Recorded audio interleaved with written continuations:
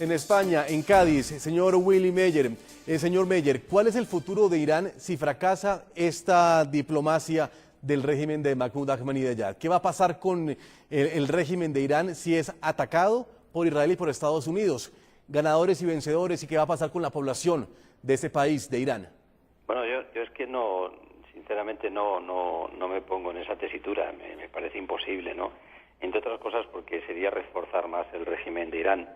Y por lo tanto yo no creo que el mundo civilizado siga otra vez la senda de la guerra para evitar algo que desde el punto de vista diplomático se puede conseguir, y es abriendo la vía que se ha abierto desde Europa a través de la alta representante, verificar, volver a exigir que efectivamente se abran las puertas para que los inspectores internacionales puedan verificar que el enriquecimiento de uranio no se derive hacia la tecnología militar, ¿no?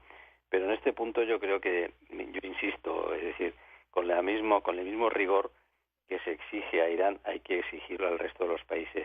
Israel no puede ponerse como ejemplo, y por lo tanto yo creo que en ese sentido desde Europa lo que estamos reclamando es una mediación muy clara, y poniendo además en un horizonte no muy lejano la necesidad de que haya una convención internacional que prohíba el uso del arma nuclear y que lo destruya ecológicamente. Yo creo que entonces sí que habrá credibilidad, porque entonces sí se planteará que ningún Estado del mundo tenga capacidad de usar el arma nuclear con fines militares, ¿no?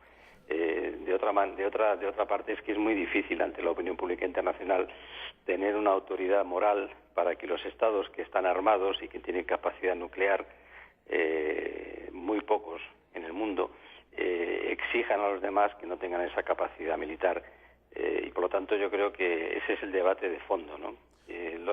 Los embargos realmente lo que producen es un daño, pero a la población civil. Eso está más que demostrado, y por lo tanto yo creo que la vía diplomática es la que debe de mandar en estos momentos, y ojalá se utilice bien esta vía diplomática y esta vía que ha abierto en estos momentos la alta representante, la señora Ashton. Sí. Señor eurodiputado Willy Meyer, muchas gracias por acompañarnos desde España con sus opiniones para América Latina a través de la noche de NTN 24. Gracias por estar con nosotros. Muchas gracias, buenas noches.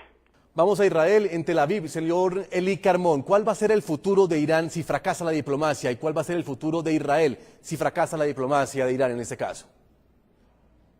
Esperamos que no fracasa. Quería dejar claro que todos los dirigentes israelíes, civiles y militares, prefieren una solución diplomática y política. Solo que no hay una solución, hay divergencias en cuanto al timing, cuándo hacer una acción, si es necesaria hacer una acción. Debemos también ver lo que pasa dentro de Irán. En Irán hay una sociedad civil que está opuesta al régimen. Veremos cómo este régimen represó a su población después de las elecciones de 2009, cómo se está apoyando al régimen de Siria contra la rebelión, contra la revolución, contra de la población siria. Entonces, esto puede influir también sobre la situación interna de Irán.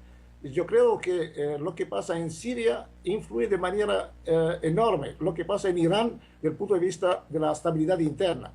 Entonces, tal vez tenemos tiempo, si cae el régimen de Bashar al-Assad, esto puede influir sobre la decisión de los jóvenes de la oposición iraní en la lucha contra el régimen religioso. Es una situación muy complicada. El timing depende mucho tanto de la situación del proyecto nuclear, pero también de la situación del mundo árabe, principalmente en Siria. Todo esto necesita una decisión, pero es muy difícil tomar una decisión sin conocer cuáles serán los resultados tanto de la acción militar, pero también de un Irán nuclear. No se habla tanto de los resultados de un Irán nuclear. Un Irán nuclear, veremos cómo está actuando en Líbano, en Siria, en Gaza.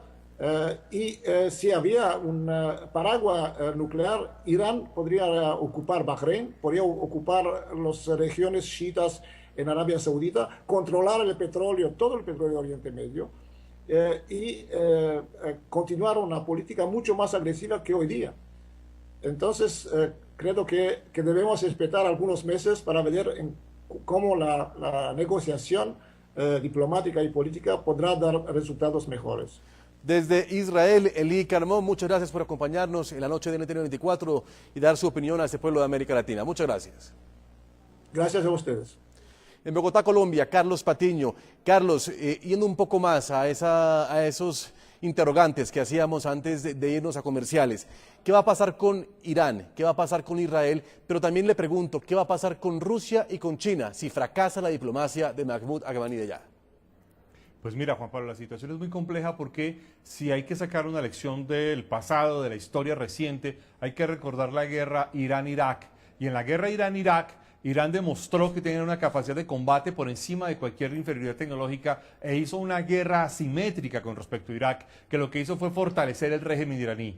Lo que hay en Irán no es solamente, y quiero ser claro en esto, no es solamente una especie de afán político por imponer o por establecer una perspectiva política de cuál es el poder, digamos, que Irán puede tener como potencia de alcance regional, de mediano poder en ese contexto de Asia Central. En Irán existe, en el régimen iraní existe una convicción religiosa de que lo que tiene es una especie de misión para llevar al mundo una especie de perspectiva de conversión del mundo, y en esta condición obviamente lo que va a suceder es que muy posiblemente una guerra, muy lejos de decir de decirle a la sociedad iraní que estaba equivocada, lo que va a terminar es diciendo a la sociedad iraní que el régimen tenía la razón desde el principio. Por tanto, lejos de ganarnos a la sociedad iraní en el contexto de una guerra, lo que vamos a hacer es crear nuevos grupos radicales y una perspectiva mucho más radicalizada de la sociedad iraní. Ahora, esto nos lleva a descartar la opción militar. La pregunta, y es una pregunta que es incontestable en este momento, es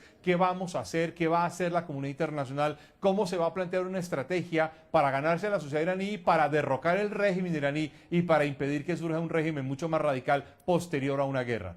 En ese contexto aparece un elemento que es muy importante, es cuál va a ser la posición finalmente de Rusia, una Rusia que ahora empieza a estar encabezada de nuevo por Vladimir Putin como presidente en un tercer mandato, y hay que recordar que pese a las manifestaciones recientes contra Putin, Putin tiene un gran prestigio en la sociedad rusa, entre otras por haber eliminado la guerra en Chechenia. Y obviamente viene en este contexto además un cambio de gobierno en China, encabezado por Xi Jinping, que muy posiblemente va a tener una posición muy fuerte con respecto a las decisiones internacionales. Sin embargo, China no está dispuesto a hacer el gasto militar, China no está dispuesto obviamente a verse arrastrado a la guerra, y hasta ahora las señales es que China por un lado fortalece su ejército, el Ejército Popular de Liberación, pero por otro lado pretende que sea Occidente el que haga el gasto militar, es decir, el que haga el desgaste militar, el desgaste político, y obviamente China mantenerse en una postura diplomática. El hecho de que no haya unanimidad, que no haya una resolución clara, obviamente pone contra la pared la opción de la guerra. En el caso de Rusia, adicionalmente, hay que mencionar que para Rusia el hecho de que existan estados musulmanes, estados islámicos con armas nucleares que le puedan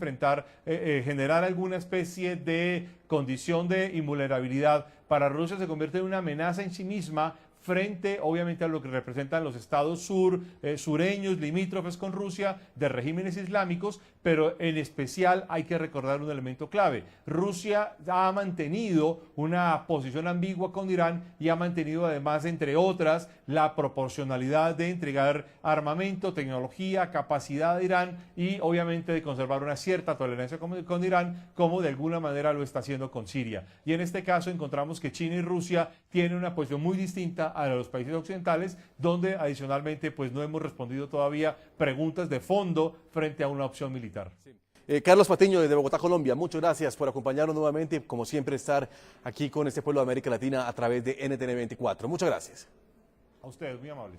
A todos nuestros televidentes los invito a que envíen sus comentarios a www.ntn24.com. Escriban en Twitter, @NTN24, a Segurizati NTN24. La noche seguirá encendiendo las luces para que usted vea el punto clave de la noticia. Buenas noches.